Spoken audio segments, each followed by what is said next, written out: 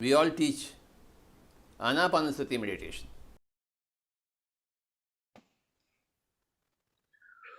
నాకు జన్మనిచ్చినటువంటి తల్లిదండ్రులకి కృతజ్ఞతలు, నమస్కారాలు.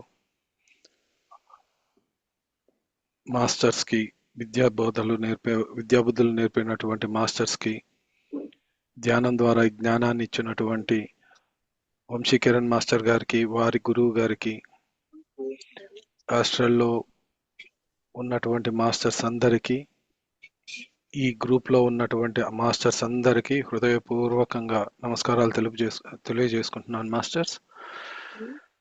మాస్టర్స్ ఈ రోజుటి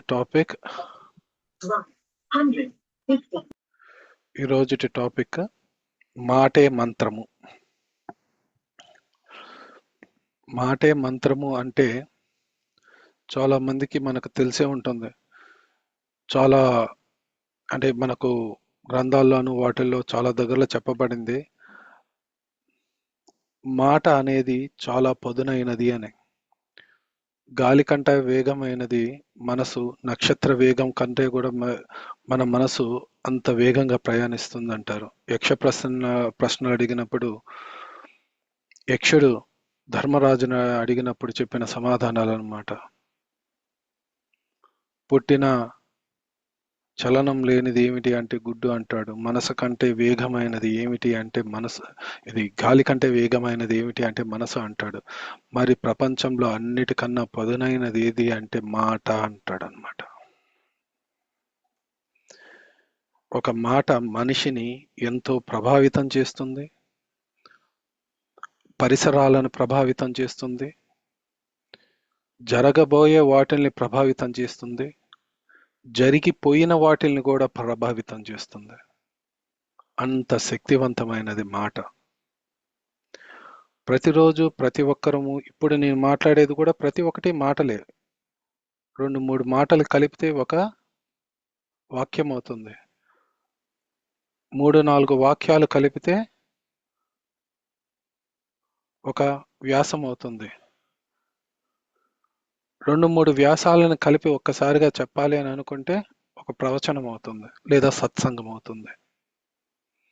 అదేవిధంగా ఒక్కొక్కరికి ఉన్నటువంటి అనుభవాలు కానీ, జ్ఞానాల్ని కానీ మాటల రూపంలో ప్రతి ఒక్కరితో పంచుకుంటూ ఒక సామూహికంగా ఒక డిస్కషన్ లాగా చేస్తే అదే సత్సంగం అవుతుంది. అంటే మాట అనేది ఎంత మూల స్థితి అన్నది మీరు తెలుసుకుంటాం. ముఖ్యంగా మాట అనేటప్పటికి ఏమనుకుంటారంటే జస్ట్ మాటే కదా అని అనుకుంటారు. నిన్న పరి పత్రిజీ గారు కూడా చెప్పారనమాట ఒక సెషన్లో. ప్రతి మాటకి మనం మాట్లాడే ప్రతి ఒక్క మాటకి, చేసే ప్రతి పనికి ఒక వైబ్రేషన్ అనేది ఉంటుంది అన్నారు. మనం మాట్లాడే ప్రతి మాటకి ఒక వైబ్రేషన్ అనేది ఉంటుంది అని చెప్పి, అది సైంటిఫిక్ గా కూడా ప్రూవ్ అయిందనమాట. అంటే మాట అనేది ఏంటంటే అది ఏం తెలుపుతుంది అని అంటే, మన మనసు ఉన్నటువంటి స్థితిని, మనకున్న సంస్కారాన్ని, మనకున్న జ్ఞానాన్ని, మనం ఆచరిస్తున్నటువంటి న్యాయాన్ని, ధర్మాన్ని, వీటిలన్నిటినీ కూడా ప్రతిబింబిస్తుంది మన మాట. అందుకనే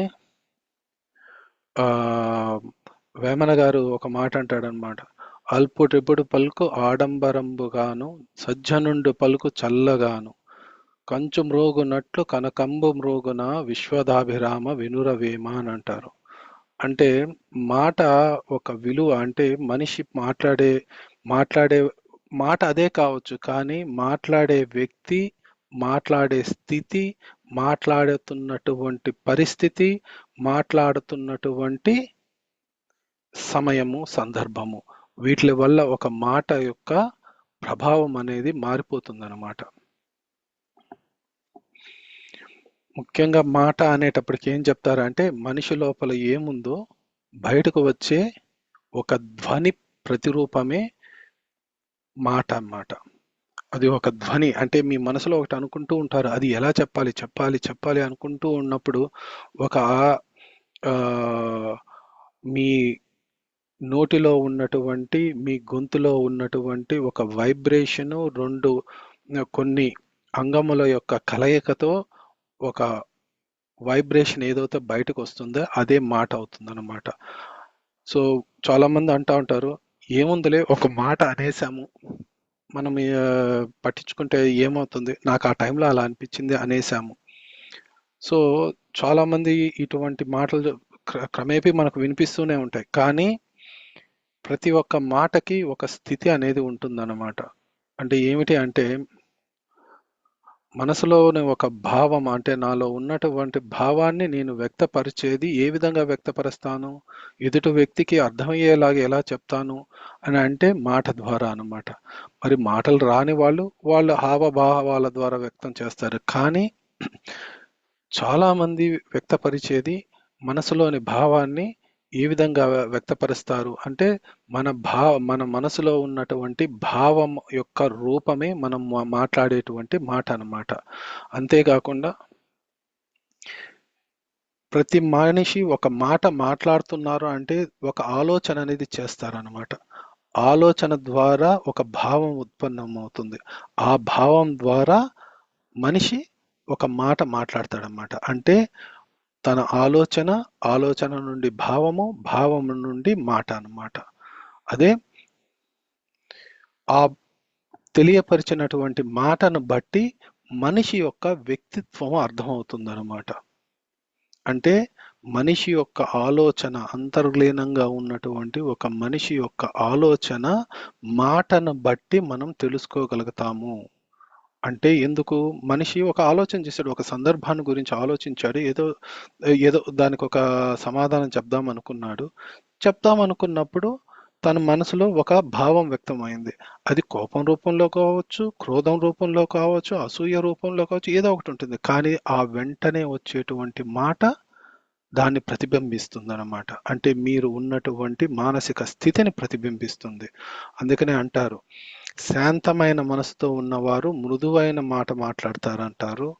కోపంతో ఉన్నవా కోపంతో ఉన్న మనసు కోపంతో ఉన్న మనసుతో ఉన్నవారు ఏంటంటే కఠినమైన మాటలు మాట్లాడతారంట. ప్రేమతో ఉన్న మనసు ప్రేమ మనస్సు అదే ప్రేమతో ఉన్న మనసుతో ఉన్న వాళ్ళు ఏమిటంటే, అంటే వాళ్ళ యొక్క మానసిక స్థితి ప్రేమమయంగా ఉంటే ఏమవుతుంది అంటే స్నేహపూర్వకంగా మాట్లాడతారు అని అంటారు అనమాట. అంటే ఇటువంటి వ్యక్తాలు, అంటే నేను ఒక మూడే చెప్పాను, ఇలాంటివి చాలా ఉన్నాయన్నమాట.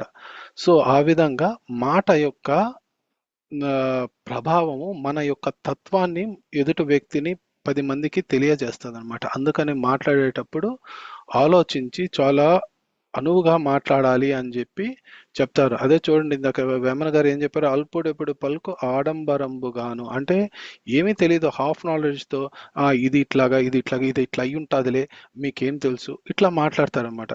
కానీ సజ్జనుండు పలుకు చల్లగాను. అవునా అండి, వాడు ఎదుటి వాడు ఎంత కోపంతో వచ్చి మాట్లాడినా, ఆ పరిస్థితులు ఎన్ని వికార రూపాలు దాల్చిన, అంటే ఆ పరిస్థితి ఎన్నో వికార రూపాలు దాలుస్తాయి. అంటే ఒక మనిషి ఆ, తిడుతుంటాడు, అసభ్యకరంగా మాట్లాడతాడు, అసభ్యకర పదజాలము వాడుతూ ఉంటాడు, మనల్ని ఏదో విధంగా మనల్ని ఏదో వారు అనుకున్న స్థితికి మనల్ని తీసుకెళ్లే ప్రయత్నం చేస్తాడు. కానీ సజ్జనుండు అంటే ఆలోచనాపరుడు, మంచి మార్గంలో ఉన్నవాడు ఎలా మాట్లాడతాడు అంటే చల్లగా మాట్లాడతాడు. అంటే ఎవ్వరిని ఎటువంటి బాధ పెట్టడు. అంటే చల్లగా మాట్లాడడం అంటే ఎదుటివాడు తిడుతున్నా కూడా మాట్లాడడం అని కాదు, చెప్పే విధానంలో వారు ఆ చల్లదనాన్ని మెయింటైన్ చేస్తారనమాట. అంటే దురుసు మాట కానీ, ఒకరిని తక్కువ చేసి మాట్లాడడం కానీ, లేకపోతే ఎదుటివారు బాధపడే విధంగా కానీ, ఎదుటివారు దాన్ని ఇంకొంచెం వాళ్ళు కోపగించుకునే విధంగా కానీ అట్లా కాకుండా చల్లగా మాట్లాడతాడు సజ్జనుడు అని చెప్పి వేమన గారు చెప్పారనమాట. దానికి ఉదాహరణగానే ఏం చెప్పారంటే, కంచు మ్రోగునట్టు కనకంబు మ్రోగున. కంచుకున్న వాల్యూ ఏముంటుంది, కనకము అంటే బంగారానికి ఉన్న వాల్యూ మనకు తెలుసు. బంగారం వాల్యుయేషన్ చాలా ఎక్కువ ఉంటుంది, ఈరోజు రేపు 15,000 వరకు వెళ్ళిపోయింది గ్రాము. మరి కంచు అది కూడా కొంచెం పెరిగింది, కానీ బంగారం పెరిగినంత పెరగలేదు కదా. అంటే దానికి ఉన్నటువంటి విలువ, అంటే ఏ మనిషికైనా సరే విలువ అనేది పెరిగేది ఎప్పుడు అంటే తను చేసేటువంటి అంటే తను మాట్లాడేటువంటి మాటను బట్టి ఉంటుంది. బంగారానికి దాని యొక్క ఆమ్, ఆ, అంటే వేమన గారు చెప్పడం ఏంటంటే అది చేసేటువంటి ధ్వనిని బట్టి దాని వాల్యుయేషన్ ఇక్కడ చెప్తూ కనుక మ్, బంగారం అంత చెయ్యదు, అంటే అంత శబ్దం చెయ్యదు, కానీ దాని యొక్క విలువ చూడండి ఎంత ఉంటుందో. కానీ మనం గంట కొట్టడం, గుడిలో గంట కానీ లేకపోతే ఏదైనా శబ్దం చేసేదానికి కానీ, చిడతలు అని అంటారు వాటిల్లో కానీ, తాళం వేసేదానికి కానీ, ఇవన్నీ కూడా కంచుతో చేస్తారు. కానీ ఇవి అన్నీ చేసినంత మాత్రాన ఒక బంగారం మోగినట్టు ఇది బంగారానికి ఉన్నంత విలువ వీటికి ఉంటుందా? తక్కువే ఉంటుంది. ఎందుకంటే శబ్దం ఎక్కువ చేసేటప్పుడు అంటే కోపంగాను క్రోధంగాను ఇతడు వారిని బాధ పెట్టే వారి యొక్క మాటలకి అప్పటికప్పుడు ఓకే బాగానే ఉంది అని అనుకుంటారు. అబ్బా! తర్వాత వాళ్ళు పోయిన తర్వాత అబ్బా పోయాడురా బాబు అని అనుకుంటారు అనమాట. అదే ఒక సజ్జనుడు మెల్లగా చల్లగా మాట్లాడితే అబ్బా ఆయన ఎంత కోపంగా ఈయన పరిస్థితి ఉన్నా కూడా ఆయన మాటలు మాట్లాడి వెళ్ళిన తర్వాత ఎందుకో అబ్బా కొంచెం ప్రశాంతంగా ఉంది.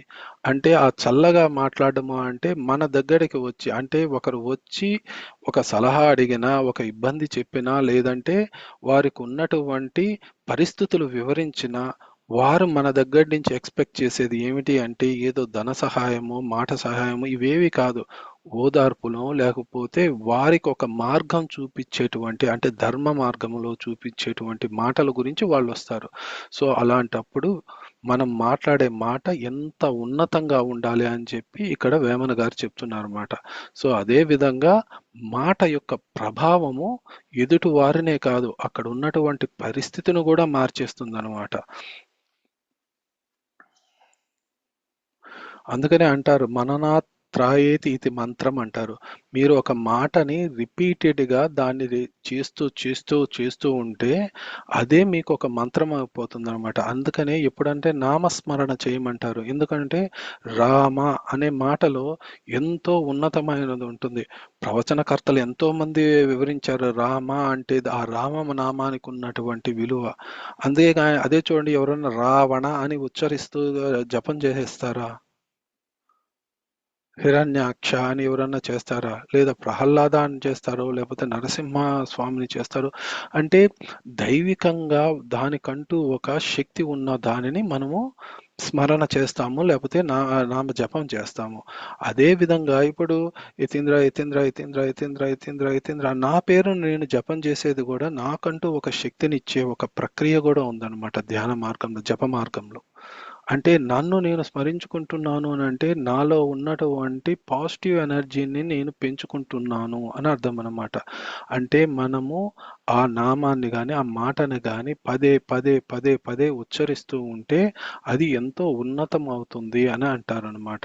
అదేవిధంగా ఒక మంచి భావనతో కాకుండా ఒక చెడు భావనతో కానీ ఆ నామాన్ని మరీ మరీ ఉచ్చరిస్తూ ఉంటే ఎదుటి వారికి అన్యాయం చేయాలనో ఎదుటి వాళ్ళని ఏదైనా చేయాలని చెప్పి ఏదైనా చేస్తుంటే అది విపరీత అర్థాలకి విపరీత పరిస్థితులని చేకూరుస్తుంది అనమాట. అంటే ఉదాహరణకు చెప్పాలి అంటే మనకు మంత్రతంత్ర శాస్త్రాలలో ప్రతి ఒక్కటి ఏంటంటే మానవాళికి మేలు జరిగే విధంగానే ఉంటుందన్నమాట. కానీ వాటిని దురుపయోగం చేసి చాలా మంది మాంత్రికులను ఇట్లా సరికాని విద్యలుగా ఉపయోగిస్తుంటారు అన్నమాట. తీరా చూస్తే అలా చేసిన వారు ఎప్పుడు కానీ ఎవరు కానీ బాగా మంచి స్టేట్కి వెళ్ళారనో మంచి ధ్యాన స్థితికి వెళ్ళారనో చెప్పి ఎక్కడా లేదనమాట. ఖచ్చితంగా అవి వాళ్ళకంటూ ఒక విపరీత పరిణామాలని చేకూరుస్తుంది అనమాట. అంటే వారి మాటలే వాళ్ళు చేసిన చేష్టలే వాళ్ళకి అటువంటి పరిస్థితులు తీసుకొచ్చాయి అని అంటారు. అదేవిధంగా ధ్యాన మార్గంలో మన పత్రిజీ గారు కానీ వంశీ మాస్టర్ కానీ ఏం చెప్తున్నారంటే మీ వాస్తవానికి మీరే కారణము, మీ మాటలే మీ యొక్క తలరాతలు అని చెప్పి అంటూ ఉన్నారు అనమాట. అంటే మీ వాస్తవానికి మీరే కారణం అంటే మనం చేసే కార్యక్రమాలు కానీ మనం చేసే పనులు కానీ మనం మాట్లాడే మాటలే మన నెక్స్ట్ జరగబోయే భవిష్యత్తు. మన భవిష్యత్తు ఎవ్వరూ రాయరు, మనమే రాసుకుంటాం అన్నమాట. ఉదాహరణకి నేను ఒకరితో గొడవ పడుతూనే ఉన్నాను. గొడవ పడుతూ పడుతూ ఉంటే ఆ గొడవ అనే దాని వల్ల ఏమవుతుందంటే అతను నా గురించి వేరే వాళ్ళకి వేరేగా చెప్పడము, లేకపోతే నేను అతని గురించి వేరేగా చెప్పడము, అలా అలా అలా ఆ దూరం పెరుగుతూ పెరుగుతూ ఇద్దరి మధ్యలో ఉండవలసినటువంటి సత్సంబంధాలు అనేది దెబ్బతింటాయన్నమాట. అదే మాట మాట పెరిగేటప్పుడు ఒకరు శాంతంగా ఉండి ఇంకొకరు మంచిగా ఆలోచిస్తే ఉంటే అది ఇంకొంచెం క్లోజ్నెస్ అనేది పెరుగుతుంది. దానివల్ల ఆ ఎన్వైరన్మెంట్ అంటే నేను పోయినప్పుడు అతని గురించి చెడుగా చెప్పడము, నేను లేనప్పుడు ఆయన నా గురించి చెడుగా చెప్పడము, అక్కడ దాని గురించి డిస్కషన్ జరగడము, ఒక నెగటివ్ ఎనర్జీ అనేది స్ప్రెడ్ అవుతుంది. అదే ఒక వ్యక్తి పలానా నేను ఒక వ్యక్తిని అతను చాలా మంచివాడు, మా మధ్య ఏదో ఉందిలేండి కానీ చాలా వ్యక్తిగతంగా అతను మంచివాడు అంటూ కొంచెం మంచి మాటలు చెప్పడం ద్వారా ఏమవుతుందంటే అప్పుడు వరకు అక్కడ నెగిటివ్ ఎనర్జీ అనేది ఏదైతే డెవలప్ అవ్వాలనుకుంటుందో అది నా పాజిటివ్ అప్రోచ్తో అదంతా కూడా అక్కడ సప్రెస్ అయిపోయి మొత్తం పాజిటివ్ ఎన్వైరన్మెంట్ స్ప్రెడ్ అవుతుంది. అందుకనే మనం ఎప్పుడన్నా గుడికి వెళ్ళినా కానీ లేకపోతే ఎక్కడన్నా పూజలు పునస్కారాలు నడుస్తున్నా, వ్రతాలు నడుస్తున్నా, హోమాలు నడుస్తున్నప్పుడు ఆడికి పోతే మనకు తెలియనటువంటి ఒక పాజిటివ్ ఎనర్జీ వస్తుంది. ఎందుకు వస్తుంది అని అంటే ఆ విధంగా ఆడ ఉచ్చారణ చేసేది వాళ్ళ భావయుక్తంగా మనసులో ఒక ఆమ్, ప్రతిమను కానీ లేకపోతే ఒక శక్తిని కానీ ఆరాధిస్తూ వారి యొక్క దృష్టి అంతా ఆ మంత్రోచ్చారణ మీదనే స్పష్టమైనటువంటి మాట ఉచ్చారణతోనే వాళ్ళు దాన్ని ఒక లయబద్ధంగా దాన్ని ఉచ్చరిస్తూ ఉంటారు. అలా ఉచ్చరిస్తున్నంత వల్ల వచ్చినటువంటి ప్రతిధ్వనితో ఆ పర్టికులర్ ఏరియా అంతా ఏమవుతుందంటే ఒక మంచి పాజిటివ్ వైబ్రేషన్ ఉంటుంది. అందుకని అక్కడికి పోయి కూర్చున్నప్పుడు మనకు తెలియనటువంటి ఎనర్జీస్ మన చర్మచక్షువుల ద్వారా కానీ చర్మంకి మనకు తాకడం ద్వారా కానీ లేకపోతే మనం పీల్చడం ద్వారా కానీ మనం చూడడం ద్వారా కానీ మన కర్మేంద్రియాల ద్వారా అన్నిటి ద్వారా మనకు అవి మనం స్వీకరించడం జరుగుతుంది అనమాట. సో ఆ విధంగా దీన్ని మనకు ఈ మాటలు అనేటివి మనకు వైబ్రేషన్ ద్వారా మనకు ఎనర్జీస్ని ఇస్తాయి. కాబట్టి మనం మాట్లాడేటప్పుడు లేదంటే ఒకరి దగ్గర కూర్చొని మనం మాట్లాడేటప్పుడు కానీ డిస్కషన్ చేసేటప్పుడు కానీ మనము ఉన్నతమైనటువంటి మాటలే మాట్లాడాలి. మనం మాట్లాడాల్సి వచ్చినప్పుడు ఏదన్నా వివాదాల్లో కానీ లేకపోతే మా చర్చాగోష్ఠిలో కానీ ఏది ఉన్నా కూడా చల్లగా మాట్లాడాలి. 10 మందికి మేలు కోరే విధంగా ఉండాలి అని అంటారు. ఎందుకనంటే మనిషి చేసేటువంటి ఆ మాటలు కర్మలతో అనుసంధానమై ఉంటుందన్నమాట. ఎందుకంటే మాట ప్రభావము మన యొక్క కర్మతో సంబంధం పెట్టుకొని ఉంటాయన్నమాట. మనిషి చేసే కర్మలు 3 విధాలా ఉంటాయన్నమాట. మనస, వాచ, కర్మణ అని అంటారనమాట. అంటే మనసుతో కానీ, మాట ద్వారా కానీ, శరీరం ద్వారా కానీ. అదే చెప్తారు మనస, వాచ త్రికరణ శుద్ధిగా నేను అంగీకరిస్తున్నానో, లేకపోతే నేను ప్రమాణం చేస్తున్నానో, లేదంటే నేను నేను మాటిస్తున్నానో చెప్తారనమాట. అంటే మనస, వాచ, కర్మణ అంటే మనస అంటే మనస్సు ద్వారా కానీ, వాచ అంటే మాట్లాడడం ద్వారా కానీ, కర్మణ అంటే శరీరం ద్వారా కానీ మనం చేసేటువంటి పనుల వల్లనే ఈ మూడిటి వల్లనే ముఖ్యంగా మనిషి అనే వ్యక్తి ఏ జీవుడు అయినా సరే కర్మలను చేస్తాడు అని చెప్పి చెప్తారనమాట. అందుకనే చూడండి మనం రీసెంట్గా చదువుకున్నటువంటి కర్మ సిద్ధాంతం బుక్లో కూడా ఏం చెప్పారంటే మంచి మాట మాట్లాడితే పుణ్యం వస్తుంది, చెడు మాట మాట్లాడితే పాపం వస్తుంది. మనం ఒకరితో చెడుగా మాట్లాడిన మాట రేపు ఒకరు మనతో కూడా మన గురించి ఆ విధంగా చెడుగా మాట్లాడితే మనకు ఒక బాధ అనేది కలుగుతుంది. వాళ్ళు ఎందుకు మాట్లాడారు మనతో ఆ విధంగా అంటే మనం అదే మాట ఒకప్పుడు వేరే వారి గురించి మాట్లాడాము. కర్మ ఖచ్చితంగా దాని యొక్క ఫలితాన్ని మనకు అందిస్తుంది. కాబట్టి మనం మాట్లాడే మాటలు ముఖ్యంగా ధ్యాన మార్గంలో ఉన్నవారు మాట్లాడేటువంటి ఒక మాట డైరెక్ట్గా విశ్వం తీసేసుకుంటుంది. ఎందుకంటే ఆల్రెడీ మీరు దానికి కనెక్ట్ అయిపోయి ఉన్నారు అన్నమాట. అది ఎట్లాగా అంటే నా దగ్గర ఒక మొబైల్ ఉంది, మా అమ్మ దగ్గర ఒక మొబైల్ ఉంది. నేను ఆ నెంబర్కి డయల్ చేసి నేను మా అమ్మతో మాట్లాడతాను, అంతేగాని పక్కన వేరే వాళ్ళతో మాట్లాడగలుగుతాను లేదు. అదే విధంగా మనం ధ్యానం చేసేటప్పుడు మనం ఈ విశ్వశక్తికి డైరెక్ట్గా కనెక్ట్ అయిపోయినాం. మన ఫోన్ విశ్వశక్తి ఫోన్తో కనెక్ట్ అయిపోయి ఉంది. మీరు ఏదైతే చెప్తారో అదంతా ఫోన్ రికార్డ్ చేసేసుకుంటుంది విశ్వము. అవే తిరిగి మనకిస్తుంది. మనకున్నటువంటి ఈ మూడు ఏవి మనస వాచ కర్మణలో ముఖ్యంగా వాచకం అనేది చాలా ముఖ్యము. ఎందుకంటే అది మన కర్మ, ఆ, మనస వాచ కర్మణ వీటి మూడిటిని ఒక మాట అనేది ప్రతిబింబిస్తుంది. ఎందుకంటే స్టార్టింగ్ లో చెప్పాను కదా, మన యోచన మనస్సుకి, ఆ, మన భావాలకు ఉంటుంది, మన మనసు నుంచి ఆ మాటలు బయటకు వస్తాయని చెప్పి. సో ఆ మాటల ద్వారా మనము చేష్టలు కూడా చేస్తాం, కర్మలు కూడా, అంటే చేసే పరిస్థితులు, అంటే మనం ఒక మాట అంటాం, వాళ్ళు ఒక మాట అంటారు, వాళ్ళ మీద మనం చేయి చేసుకోవడమో లేకపోతే ఏదో ఒకటి చేయడమో జరుగుతుంది. సో ఇవన్నీ కూడా మన స్వభావాన్ని అవి తెలియపరుస్తాయి అనమాట. అందుకనే ఉన్నతమైన మాటలు మాట్లాడినప్పుడు వివాదాలకు దూరంగా ఉంటాము. అక్కడ ఉన్నటువంటి పరిస్థితులు కానీ స్థితులు కానీ అన్నీ కూడా మనకు అనుగుణంగా ఉంటాయి. ఇకపోతే ఒక చిన్న ఉదాహరణ చెప్తాను. అంటే మాట అనేది ఒక ఒక ఒకరి జీవితాన్ని కానీ ఒకరిని వ్యవస్థని కానీ లేకపోతే ఒకరి ఎదుగుదలని కానీ ఎలా ప్రభావితం చేస్తుంది అని చెప్పి మనకు మహాభారతంలో 3 ఉదాహరణలు చెక్కుతుంది. ఒకటి కృష్ణార్జునులు, 2 శకుని, దుర్యోధనుడు, 3 భీష్ముడు. వీళ్ళ ముగ్గురిని ఎగ్జాంపుల్గా తీసుకొని చెప్తాను చూడండి.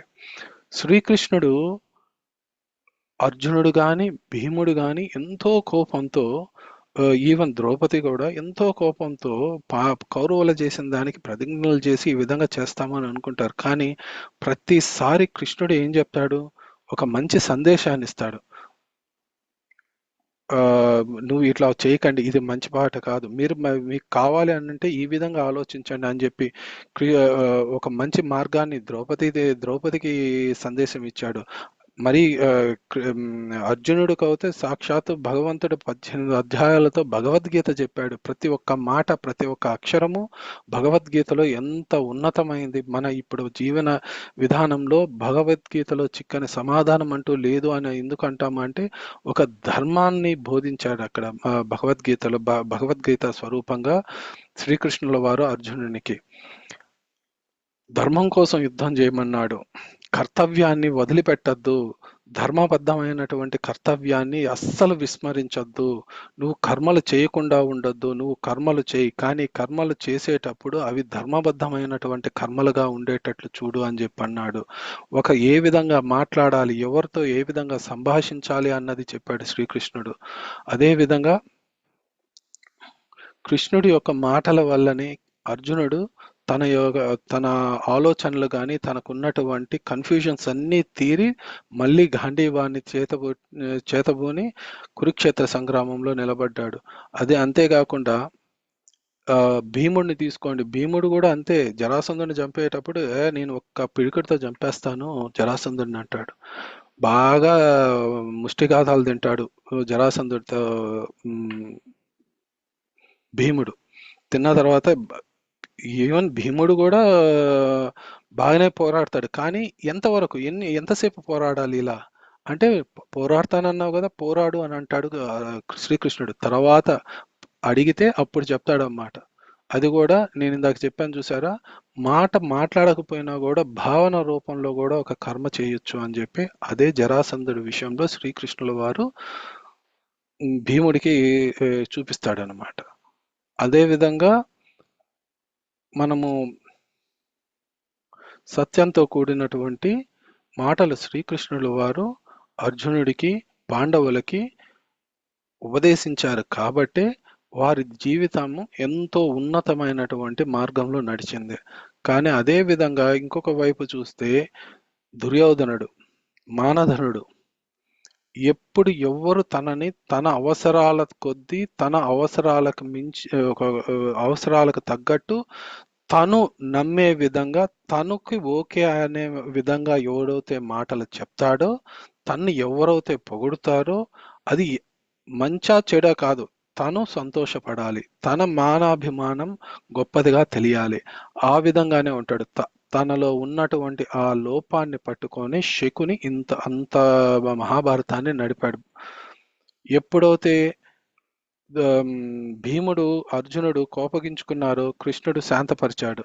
కానీ శకుని దుర్యోధనుడికి ఇంకొన్ని మాటలు నీకేం తక్కువ, నువ్వు యువరాజువి, నీ బలం ఇంత, నీ బలం అంత, నీతో కర్ణుడు ఉన్నాడు, వాళ్ళెంత 5 మంది, నీలో 100 సోదరులు ఉన్నారు, మీరు దలుచుకుంటే వాళ్ళెంత 5 మంది మట్టి కరిసిపోతారు అని చెప్పి లక్క ఇల్లు తగలబెట్టిచ్చాడు, ఎన్నో కష్టాలు పెట్టాడు. కానీ అక్కడ కృష్ణుడు సావధానంతో వాళ్ళని ఉండమన్నాడు కాబట్టి ఉన్నారు. కానీ ఇక్కడ శకుని మాయ మాటలు చెప్పాడు, కుట్ర మాటలు చెప్పాడు, లోభాన్ని పెంచాడు దుర్యోధనుడికి. అంత ధర్మం తెలిసినటువంటి కర్ణుడు కూడా, దాన గుణంలో అంత మెరుగ్గా ఉన్నటువంటి కర్ణుడు కూడా చాలా సార్లు ఈ యొక్క శకుని మాటలకి ఎదురు చెప్పలేక పాటించాల్సి వచ్చిందనమాట. సో ఈ విధంగా ఒకరు మంచి మాటలు చెప్పారు, విన్నారు, ఇంకొకరు చెడు మాటలు చెప్పి చెడిపోయారు. బాగానే ఉంది. కానీ ఏది మాటలు మాట్లాడకుండా కామ్గా ఉంటే, ఏది పట్టించుకోకుండా ఉంటే బాగుంటుందిరా బాబు అని చెప్పి ఉంటారు అనమాట కొంతమంది. కానీ వారి గురించే మహాభారతంలో భీష్ముని చూస్తే తెలుస్తుంది. లాస్ట్లో కృష్ణుడు కురుక్షేత్రంలో నేనేం తప్పు చేశాను అంటే, ఆడ ఇద్దరు నాకు కావాల్సిన వారే, న్యాయ ధర్మాలు నాకు తెలుసు, కానీ ఆ టైంలో నేను ఏమి చెప్పలేక గమ్మునున్నాను అంటే అప్పుడు చెప్తాడు, ధర్మం వైపు నిలబడి ఉండాల్సింది, ధర్మమైన మాటలు చెప్పుండాల్సింది. ఎందుకంటే నువ్వు నిలబడి ఇది కాదు అని అంటే అక్కడ ఎదురు చెప్పే వాళ్ళు ఎవ్వరూ లేరు. ఎందుకంటే ప్రతి ఒక్క రాజ్య పాలనలో ప్రతి ఒక్క నిర్ణయము నీ ద్వారానే వెళ్ళాలి, నువ్వే అప్రూవ్ చేయాలి అని చెప్పి అన్నప్పుడు, ఎవరు సింహాసనం ఎక్కాలి అన్నది కూడా నీ మీదే ఆధారపడి ఉన్నప్పుడు నువ్వు అక్కడ దాన్ని ఖచ్చితంగా ఆపి ఉండొచ్చు. కానీ నువ్వు ఆపలేదు. అదే నువ్వు చేసినటువంటిది. అయినా అంతేకాదు, ఇప్పుడు కూడా నువ్వు ఇచ్చిన మాటకి నిలబడ్డావు, కానీ ధర్మం పట్ల నిలబడ్డావా లేదా అన్నది కూడా నువ్వు ఆలోచించకుండా నువ్వు మాట ఇచ్చేసావు భీష్మ పితామహ అని చెప్పి శ్రీకృష్ణుల వారు చెప్తారు. కాబట్టి మాట అనేది చాలా ముఖ్యం. అందుకనే భీష్ముల వారి విషయంలో మనం తెలిసింది ఏంటంటే, మాట ఇచ్చేటప్పుడు, ఎందుకంటే మాట అనేది చాలా విలువైనది. అది డబ్బు కానీ, లేకపోతే నగలు కానీ, లేకపోతే సంపదలతో కానీ దేనితోనూ తులతూగదు అని చెప్తాడు శ్రీకృష్ణుడు భీష్ముల వారితో. అటువంటి గొప్ప మాటని నువ్వు ఒక అధర్మపరుడికి ఇచ్చావు, వారి వైపే చేశావు. 18 అక్షౌహిణుల సేనలో 7 అక్షౌహిణుల పాండవుల వారి తరపున నిలబడ్డది, వాళ్ళు జయించారు. మీరు 11 అక్షౌహిణుల సేన పెట్టుకొని కూడా నీ చేతిలో 2 అక్షౌహిణుల సేన, నువ్వు మీ అన్న అక్షౌహిణుల సేన ఉన్ని కూడా మీరు దీన్ని ఆపలేకపోయారు అని చెప్పి కృష్ణులు వారు చెప్తారనమాట. కాబట్టి మాట యొక్క విలువ అంటే, ఆయన మాట ఇచ్చాను కదా అని నిలబడ్డాడే కానీ అధర్మాన్ని తను పెంచి పోషిస్తున్నాడు అన్న మాటని మర్చిపోయాడు అనమాట భీష్ముల వారు. అందుకనే మాట ముందు ఆలోచించుకొని చేయాలి. ఒక ప్రభావం అంటే భీష్ముల వారు తన మాటకు కట్టుబడ్డాడు కాబట్టి ఆయన భీష్ముల వారు అయ్యారనమాట. అది బాగానే ఉంది. కానీ అన్నిసార్లు మనం ఇచ్చిన మాట మీద నిలబడినప్పుడు, అది ధర్మపరంగా లేనప్పుడు దాన్ని ప్రతిఘటించాలి. నువ్వు చేసేది తప్పు, నీకు నేను మాట ఇచ్చాను నీ వైపు ఉంటానని, కానీ నువ్వు ఇప్పుడు చేస్తున్నటువంటిది మంచి పద్ధతి కాదు, నువ్వు ఇది వెంటనే ఆపేయి అని మాట చెప్పుండాలి అని చెప్పి శ్రీకృష్ణుల వారు చెప్తారనమాట. అది చెప్పనందువల్లే భీష్ముల వారికి అటువంటి శిక్ష పడింది కర్మానుసారం. అందుకని మాస్టర్స్, మనము ఎప్పుడైనా సరే మాట్లాడేటప్పుడు మంచి మాట మాట్లాడదాం, మంచిగా సంభాషిద్దాం, 10 మందికి మంచి తెలియపరుస్తాం. అదేవిధంగా ఒకవేళ ఎక్కడైనా సరే ఎప్పుడైనా సరే ఒక సరికాని సంభాషణలు జరుగుతున్నా, సరికాని మాటలు మాట్లాడుతున్నా, నిర్మోహమాటంగా నాకు వేరే పని ఉందనో, నేను ఇప్పుడే వస్తానో అక్కడి నుంచి వెళ్ళిపోండి. ఆ నెగిటివ్ ఎనర్జీస్ తీసుకొని అక్కర్లేదు. చాలా మందికి ఈరోజు రేపు ఉన్నటువంటి మహా చెడ్డ అలవాటు ఏంటంటే, అక్కడ లేని వ్యక్తి గురించి ఎక్కువ సంభాషిస్తారు. ఎందుకంటే అతను ఉన్నప్పుడు సంభాషిస్తే అతను ప్రతిఘటిస్తాడు, కాబట్టి లేనప్పుడు ఎన్నో మాట్లాడతాడు. అంతకన్నా పెద్ద కర్మలు ఇంకా వేరేటివి ఏవి చేయనక్కర్లే. అదే చాలా పెద్ద కర్మ. ఒక మనిషి లేనప్పుడు ఆ మనిషి గురించి మాట్లాడడం, ఒక సందర్భం గురించి మనకు తెలియనప్పుడు మనం తెలిసినట్టు దాని గురించి వివరించడము, లేదా ఒకరు వివరిస్తున్నప్పుడు లేదంటే ఒకరు చెప్తున్నప్పుడు అది కాదు అని చెప్పి ప్రతిఘటించి మనము తెలిసిందే అంటే దీంట్లో చెప్తారు చేరి మూర్ఖుల మనసు రంజింపరాదు అని అంటారు అనమాట. అంటే అటువంటి వాళ్ళు ఎవరన్నా కనిపించినా కూడా వాళ్ళతో సంభాషణ చేయనక్కర్లేదు, మౌనంగా ఉండిపోవడమే మేలు. అదే విధంగా చాలా మంది ఏమంటారంటే ఇటువంటి మాటలు కనీసం ఒక్కరోజన్నా మాట్లాడకుండా ఉంటాము, మనం ఎనర్జీని తీసుకుందాము, ఎందుకంటే మాటల ద్వారా ఎనర్జీ అనేది వెళ్తూ ఉంటుంది అనమాట. ఎంత తక్కువ మాట్లాడితే మనం అంత ఎనర్జీని మనము గెయిన్ చేస్తాం అనమాట. అందుకని చాలా మంది ఏమంటారంటే మిత భాషణగా చేస్తారనమాట. అంటే చాలా మంది గురువులు కానీ ఎవరైనా సరే they will be a good observers, అక్కడ ఏం జరుగుతుందో మొత్తం చూస్తూ ఉంటారు, గమనిస్తూ ఉంటారు. వాళ్ళ టైం వచ్చినప్పుడు వాళ్ళు వివరించాల్సి వచ్చినప్పుడు ఖచ్చితంగా మాట్లాడతాడు. అదే శ్రీకృష్ణుల వారు భీష్ముడికి చెప్పింది, నువ్వు అంతా చూస్తున్నావు, మాట ఇచ్చావు కమ్మని కూర్చున్నావు, బాగానే ఉంది, కాదనట్లేదు, కానీ అక్కడ అధర్మం జరుగుతున్నప్పుడు నువ్వు దాన్ని ప్రతిఘటించలేదు, ఆపలేదు అని చెప్పన్నాడు అనమాట. అదే శ్రీకృష్ణ వారు మనకు కూడా ఉదాహరణగా ఇస్తున్నారు. అది కరెక్ట్ కానప్పుడు మనం చెప్పాలి, ఒకసారి, రెండుసారి, మూడు సార్లు. తర్వాత ఇంక అక్కడి నుంచి మనం తప్పుకోవడము వాళ్ళ కర్మానుసారం, వాళ్ళకి అదే వాళ్ళు అలా తెచ్చుకున్నారు కాబట్టి వాళ్ళు అనుభవిస్తారు అంతే. కాబట్టి చాలా మంది మౌనవ్రతాలు చేస్తూ ఉంటారు, ఈ ఒక్క రోజైనా సరే మనం ఏమీ మాట్లాడకుండా ఉందాము అని చెప్పి. కానీ చాలా మంది చేసేటువంటి పొరపాటు అంత చెప్పను కానీ వారికి ఇంకా వీలు కాదు. వాళ్ళు ఏంటంటే నోటి వెంట మాట్లాడట్లేదు కానీ మానసికంగా ఎంతో సంభాషణలు మాట్లాడుతూ ఉంటారు అనమాట. వారు కూర్చొని ఉంటారు, ఈరోజు మౌనవ్రతం అని చెప్పి కూర్చొని ఉంటారు, తర్వాత ఎవరో ఒకరు వస్తారు, ఇంట్లో వాళ్ళతో ఏదో ఒకటి మాట్లాడతారు, వీళ్ళకి కుతూహలం అనమాట, వాళ్ళు చెప్పే సమాధానం ఇది కాదు, ఈ విధంగా చెప్పాలి కదా, ఈ విధంగా చేయాలి కదా, వాళ్ళు చెప్పాలని అనుకుంటూ ఉంటారు, కానీ మనసు నోరు తెరిచి మాట్లాడరు, కానీ మనసులోనే పెట్టుకుంటారు. అది మౌనవ్రతం కాలేదు. ఎందుకంటే మీ మాట నోటి వెంట వచ్చే మాటే కాదు, మీ మనసులో ఉండే మాట, అంటే మీ ఊహ ద్వారా, మీ ఆలోచనల ద్వారా మీ యొక్క భావనలు ఉత్పన్నమవుతున్నాయి. ఒక్కసారి ఆలోచన ద్వారా భావన ఉత్పన్నమైంది అంటే మాట రూపం దాల్చేసినట్టే. మీ నోటి వెంట మాట వస్తేనే అది మాట కాదు. ఒక్కసారి మీ ఆలోచన ద్వారా మీ భావము ఉత్పన్నమైంది, ఒక వైబ్రేషన్ జనరేట్ అయింది అంటే చాలా, అంతే, మాట స్టార్ట్ అయిపోయింది అంతే. అందుకనే మౌనవ్రతం ఉన్నప్పుడు చాలా మంది ఏం చెప్తారంటే దైవనామ స్మరణ చేయడము, ధ్యానం చేయడము చేయమంటారు. ఎందుకు అంటే ఇంకా ఆలోచన వేరే దగ్గరికి వెళ్ళదు, ఏదో ఒక దైవిక శక్తి మీద ఏకాగ్రత ఉంటుంది, లేదా ధ్యానం చేసేటప్పుడు శ్వాస మీద ధ్యాస ఉంటుంది, వాళ్ళు ఇంకా వేరేది ఏమీ ఆలోచించరు. అది సరైన మౌనము, అదే సరైన మౌనవ్రతము అని అంటారు అన్నమాట. అందుకనే మాస్టర్స్, మాట వల్ల వచ్చే కర్మ ఫలితాలు ఎలా ఉంటాయి అని అంటే సత్యం మాట్లాడడం వల్ల శాంతి వస్తుంది అని అంటారు, మృదువుగా మాట్లాడడం వల్ల స్నేహం పెరుగుతుందంటారు, కఠినంగా మాట్లాడడం వల్ల శత్రుత్వం పెరుగుతుందంటారు, అబద్ధం మాట్లాడడం వల్ల, ఇది ముఖ్యంగా చెప్తున్నాను మాస్టర్స్, అబద్ధం మాట్లాడడం వల్ల మటుకు వినాశనం మొదలవుతుంది. మీరు మాట్లాడే ప్రతి ఒక్క అబద్ధపు మాట ఒక వినాశనానికి నాంది పలికినట్టే, బీజం పడినట్లే. సత్యం పలకాలి అని అంటారు. సత్యం వల్ల మీకు చెడు జరిగినా కూడా తర్వాత దాని వల్ల వచ్చే ప్రతిఫలాలు చాలా మెండుగా ఉంటాయి. ఎందుకంటే పాల సముద్రం చిలికింది అమృతం కోసం చిలికారు, కానీ ఫస్ట్ వచ్చింది విషమే, ఫస్ట్ రియాక్షన్ నెగిటివ్ గానే ఉంటుంది, కానీ దాని తర్వాత వచ్చేటివన్నీ కూడా ఎన్నో సిరి సంపదలు ఎన్నో వచ్చాయి, దాని నుంచి లాస్ట్లో అమృతం వచ్చింది.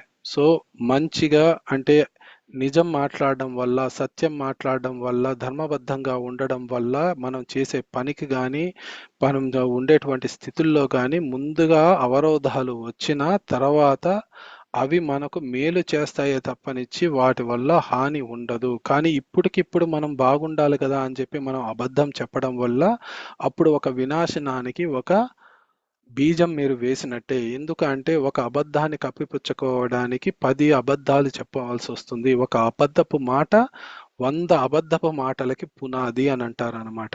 కాబట్టి ఒక అబద్ధం మాట్లాడే ముందు, ఒక విషయాన్ని చెప్పే ముందు మనం సత్యమే చెప్పాలి. సత్యం చెప్పినప్పుడు అది ఎదుటి వారు మెచ్చినట్టుగా, వారు కించపడకుండా, వారు బాధపడకుండా వాళ్ళకు అర్థమయ్యే విధంగా వివరించి చెప్పడంలోనే మీ యొక్క కర్మ దాగి ఉంది, మీ యొక్క ఉన్నతమైనటువంటి కర్మలు మీరు చేసినట్లు అవుతారు అని చెప్పి చాలా మంది మాస్టర్స్ ఈ రీసెంట్ బుక్స్ లో కూడా చాలా వాటిల్లో చదవడం జరిగింది. సో కాబట్టి మాస్టర్స్ బాగా గుర్తుపెట్టుకోండి, ఒక మంచి మాట మాట్లాడినప్పుడు మీకు మంచి సత్సంబంధాలు ఏర్పడతాయి. కానీ ఒక విరుద్ధమైన మాట మాట్లాడినప్పుడు, అది ధర్మబద్ధంగా లేనప్పుడు మీకు ఖచ్చితంగా ఒక విరోధం అనేది ఏర్పడుతుంది. కానీ మీరు దాన్ని సత్సంబంధంగా ఎప్పుడు మార్చుకోగలుగుతారా అంటే, ధర్మబద్ధమైనటువంటి సంభాషణలు, మాటలు మాట్లాడినప్పుడు, నిజము మాట్లాడినప్పుడు అవి ఆటోమేటిక్గా మీకు మంచి చేస్తాయి, మీ యొక్క సత్సంబంధాలు పెంచుతాయి అన్నమాట. సో బాగా గుర్తుపెట్టుకోవాల్సింది ఏమిటి అంటే, మాట అంటే మనుగడకు మూలాధారమైనది.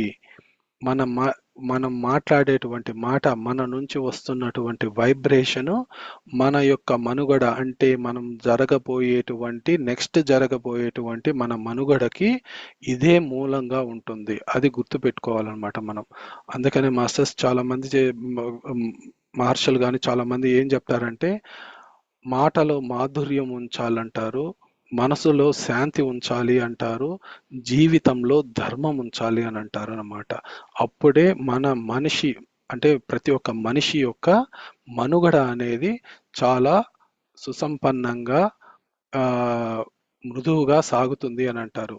స్టార్టింగ్లో కష్టంగా ఉండొచ్చు, కానీ రాను రాను అదే మనకు చాలా రక్షణ కవచంగా ఉంటుంది అని చెప్పి చాలా మంది గురువులు చెప్పినటువంటి సూక్తి అన్నమాట. ఇది మాస్టర్స్ ఈరోజు నేను చెప్పాలనుకున్నటువంటి మాటే మంత్రము అన్నటువంటి